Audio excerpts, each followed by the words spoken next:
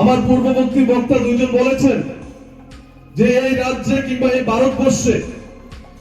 ভারতীয় জনতা পার্টির ক্রমবর্ধমান যে উন্নয়নের যজ্ঞ চলছে,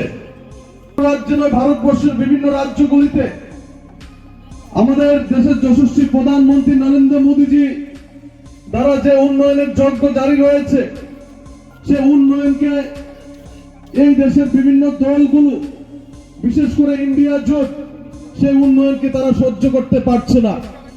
এবং সেই উন্নয়নকে সহ্য করতে না পেরে আজকে ভারতবর্ষ সহকারে ত্রিপুরা রাজ্যেও বিভিন্ন চক্রান্ত রচিত করে যাচ্ছে প্রতিনিয়ত।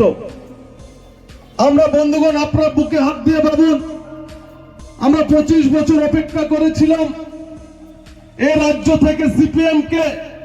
সরাতে কিংবা সিপিএম এর আপনারা আমরা যারা এখানে ছিলাম সকলে আমরা কংগ্রেসের সমর্থক ছিলাম, মাত্র 2% বিজেপি ছিল। বন্ধুগণ,